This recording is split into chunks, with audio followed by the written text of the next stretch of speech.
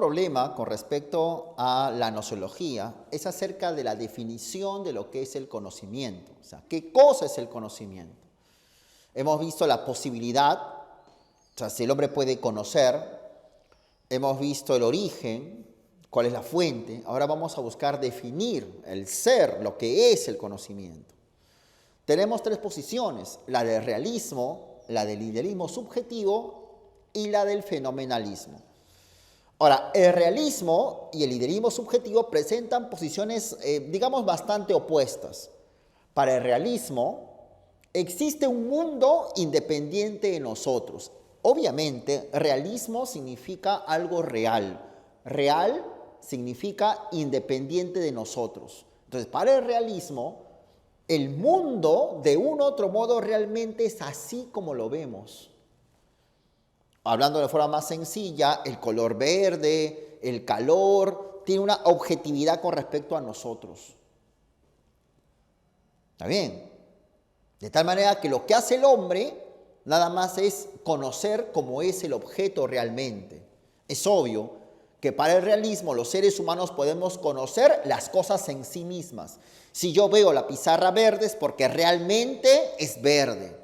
Para el realismo existe un mundo que está allí afuera, de modo independiente. Y lo que hago yo es conocerlo como es. Por eso es que para el realismo, como ves, el conocimiento es un reflejo fiel de las cosas que se encuentran fuera de la mente. Están ahí. Reflejo fiel significa como un espejo, ¿no? Si yo reflejo la pizarra verde es porque realmente la pizarra es verde. Nos desaparecemos todos y la pizarra sigue siendo verde. Ya, eso se llama realismo. Ahora, y la posición de la vida diaria, es cierto. La posición de la vida diaria es realista. Si yo veo una pared verde, reconozco que realmente es verde, ya está. Y a partir de eso viene el dogmatismo, de hecho, ¿no? Entonces, Aristóteles tenía esa posición realista, ¿no? Entonces, el mundo es así como se ve, no hay mayor cuestionamiento. ¿Para qué vamos a cuestionar? Esa pared al fondo que está a unos 200 metros es blanca, ese cerro es gris, y ya está. El cielo es celeste, ya está. Así es el mundo. Por eso que Aristóteles decía que el conocimiento es así de una vez y para siempre. El cielo siempre será celeste, ya está. Pero en cambio Lenin, que es un dialéctico marxista, considera de que no es tanto así.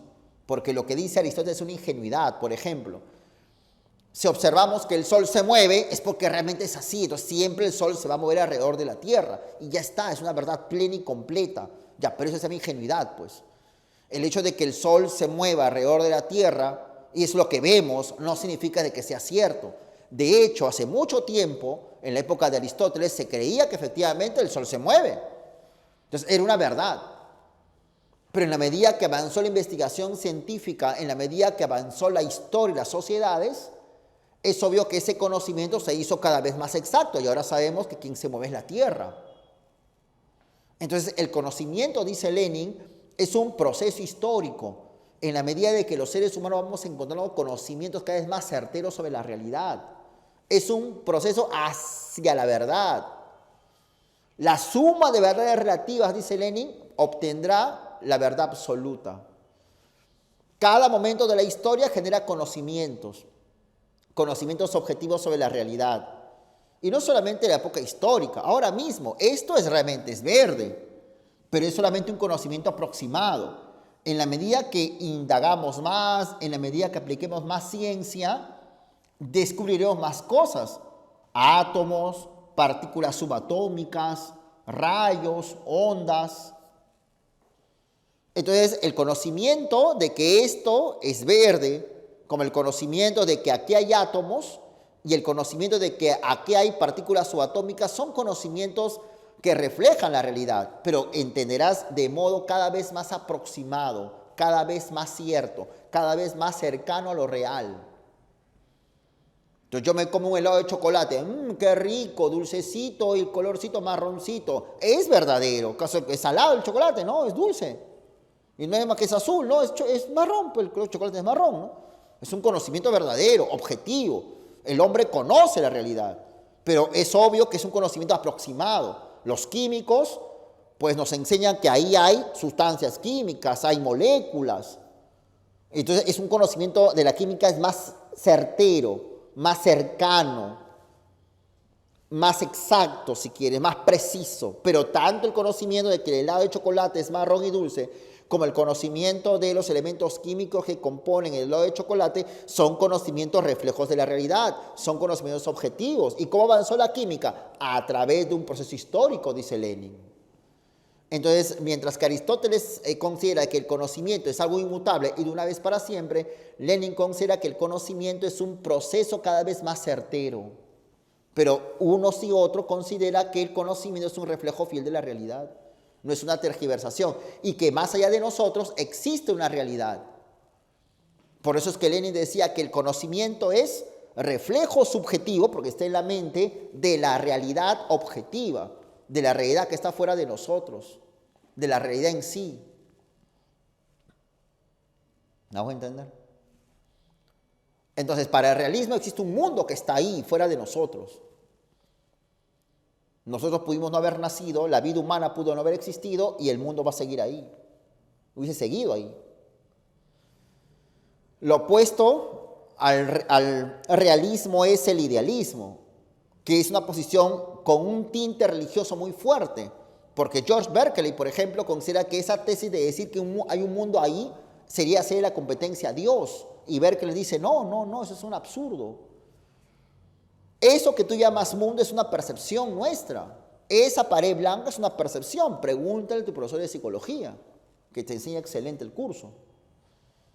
Este verde que ves, ¿es una percepción o no es percepción? ¿No sabes psicología? Es una percepción. ¿Y la percepción qué es? La percepción no es un proceso psicológico, entonces esto que llamamos realidad es un conjunto de procesos psicológicos, pues. Tú lo estás diciendo. Lo que se sigue entonces es que no hay una realidad en sí. Lo que hay, esto que llamo mundo, es una gama de procesos psicológicos que están en la mente. No hay un mundo en sí. ¿Por qué tú dices que esta tiza existe o no existe? ¿Existe o no? ¿Por qué? Porque lo puedes ver ahorita o no. Entonces, la existencia consiste en que las cosas son percibidas. Esto existe porque lo percibimos.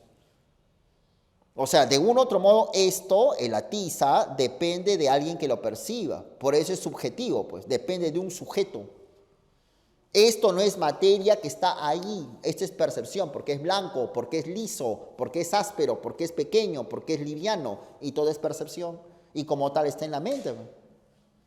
¿Dónde van a estar las percepciones? Ese sol, el sol que está ahí es amarillo, esa bola amarilla de calor, todo es percepción, es amarillo, no es caluroso, es percepción.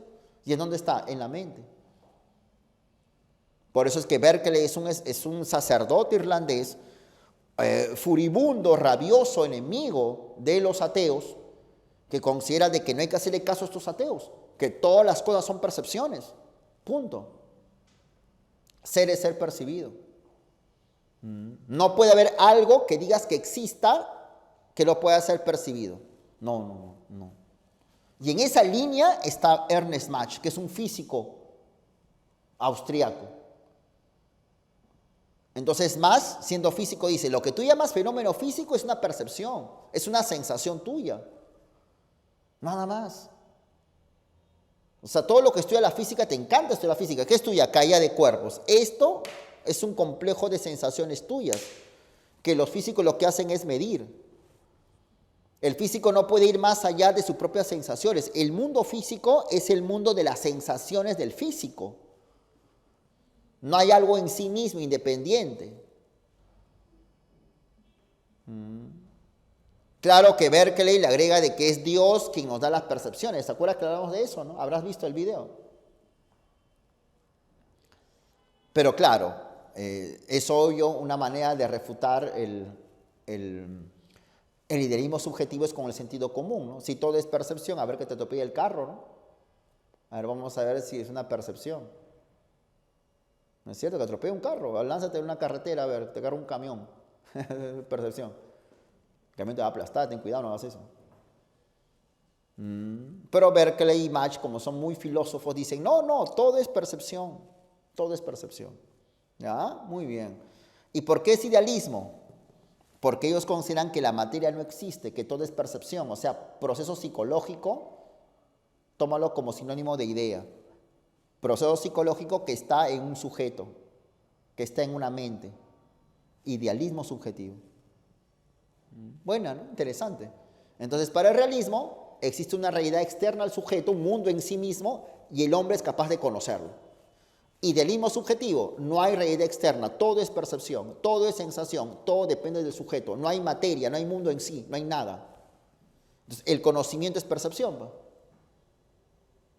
Ahora, una posición, digámoslo así, intermedia es Kant. Ya sabes que para Kant conocemos el fenómeno, más no las cosas en sí. Entonces es obvio que para Kant el verde es el fenómeno. Y más allá del verde está la pizarra en sí misma, incognoscible. Entonces, ¿en qué se parece Kant a los idealistas subjetivos? Un poquito. En que tanto para Kant como para los idealistas subjetivos, el conocimiento está en la mente. El verde está aquí. Pero ¿en qué se diferencia Kant de los idealistas subjetivos? Que el idealista subjetivo niega la existencia de una realidad externa a nosotros. Pero Kant dice, no, tú estás loco. Sí hay una realidad externa a nosotros, sí hay una cosa en sí que está ahí afuera. Solo que esa cosa en sí es incognoscible, dice Kant. Entonces ahí como que Kant se parece un poquito al realismo, ¿no? Porque tanto para Kant como para el realismo hay algo que está ahí. Claro, con la diferencia que para el realismo ese algo que está ahí, ese mundo que está ahí se puede conocer de manera efectiva, pero para Kant es incognoscible. Por eso es que Kant plantea una tesis fenomenalista. ¿Por qué fenomenalista? Porque para Kant el conocimiento del verde, por ejemplo, no es algo real, como piensan los realistas. No es una percepción que es lo único que existe, como piensan los idealistas. Es un fenómeno. Es la manera por la cual las cosas se presentan ante nosotros. Es un fenómeno. Lo que conocemos son fenómenos, formas en las cuales las cosas se presentan. Recuerda que fenómeno es una palabra griega que significa lo que aparece, lo que se presenta, la manera como las cosas se nos presentan a nosotros. Yo me acuerdo que una vez hablamos del ejemplo del celular, de la cámara de fotos, ¿no? Es igual. Entonces tú tomas fotos con tu cámara de tu celular, ¿cierto? Entonces resulta de que la cámara tiene cierta resolución, ciertas características. De tal modo que todas las fotos que tomes del celular van a estar determinadas por las condiciones que tiene la cámara o no. Todas, todas. Si tu cámara tiene 12 megapíxeles o 13 megapíxeles, las fotos saldrán con 13 megapíxeles de resolución. Si tu cámara tuviera 8 megapíxeles, las fotos saldrán con 8 megapíxeles de resolución. O sea, todas las imágenes están determinadas por las condiciones de la cámara. Por tanto, jamás de los jamases, la cámara tomará una foto fiel de la realidad, ¿o no? Ya, igual eso nosotros, dice Kant. Igualito, exactamente lo mismo. Todo lo que conocemos, esto, que esta pared es amarilla, que esta pizarra es verde, que mi camisa es blanca, todo esto está determinado por nosotros. Es como que nosotros fuésemos una cámara. Por consiguiente, si esto está determinado por nosotros, jamás de los jamases conoceremos al mundo en sí mismo, como es realmente. Lo que conocemos es el fenómeno. La cosa en sí, el mundo independientemente de nosotros es incognoscible, dice Kant. Por eso Kant dice, el conocimiento es el fenómeno que se presenta dentro de la conciencia. El objeto del conocimiento es el fenómeno. Y la cosa en sí existe, pero es incognoscible. ¿De acuerdo? Entonces acá tenemos, chicos, las posiciones acerca de la esencia del conocimiento. Posiciones que van a buscar definir lo que es el conocimiento. Tenemos el realismo, que afirma que el conocimiento es el reflejo fiel de las cosas que están fuera de la conciencia. Hay un mundo que está afuera y el hombre es capaz de conocerla como es realmente. Para Aristóteles, el conocimiento es definitivo, una vez para siempre. Para Lenin, es un proceso histórico cada vez más exacto. Para el idealismo subjetivo, no existe realidad externa, no hay mundo en sí. Todo lo que conocemos, de un u otro modo, depende del sujeto, depende de la mente humana. Berkeley, ser es ser percibido. Ernest Mach, las cosas son un complejo de sensaciones. Entonces, el conocimiento de la pizarra es una percepción, que es lo único real que existe, dicen los idealistas subjetivos. Y por su parte, Kant considera que si bien es cierto, existe un mundo que está ahí, como lo plantean los realistas, ¿no es cierto? Pero ese mundo que está ahí es incognoscible. Lo que conocemos son los contenidos mentales, en ese punto se emparenta un poco con el idealismo subjetivo, pero esos contenidos mentales no es lo real, como piensan los idealistas subjetivos, sino solamente un fenómeno que el hombre ha organizado gracias a la experiencia y gracias a la razón. Es en relación al problema de la esencia del conocimiento.